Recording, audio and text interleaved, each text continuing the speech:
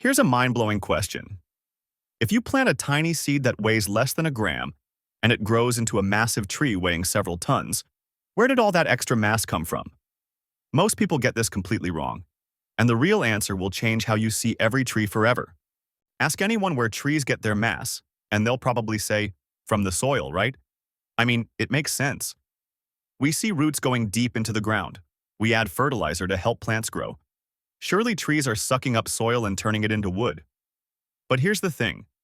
If trees got their mass from soil, then the ground around old trees should be significantly lower, creating huge craters.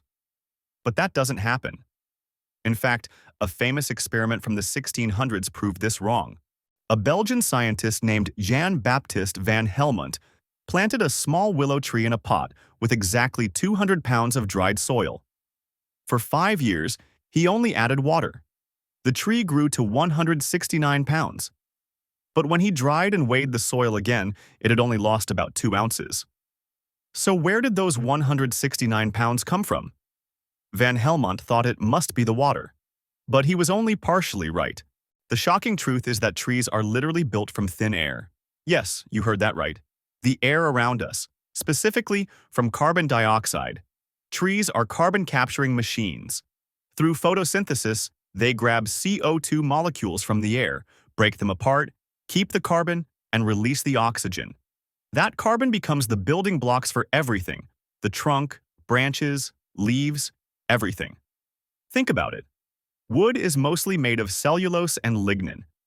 And these are just long chains of carbon atoms connected together. Here's how it works. Sunlight provides energy. Chlorophyll in the leaves captures that energy. Water comes up from the roots. CO2 enters through tiny pores called stomata. The tree uses sunlight energy to split water molecules and combine the hydrogen with CO2 to create glucose, which is sugar. That glucose is then converted into cellulose for structure and starch for energy storage. The chemical formula is simple.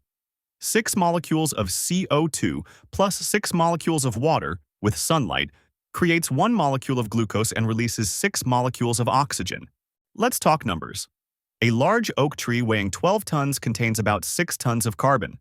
That carbon came from approximately 22 tons of CO2 pulled from the air over its lifetime. Every year, a mature tree absorbs about 48 pounds of CO2. That means when you look at a tree, you're looking at tons of crystallized air.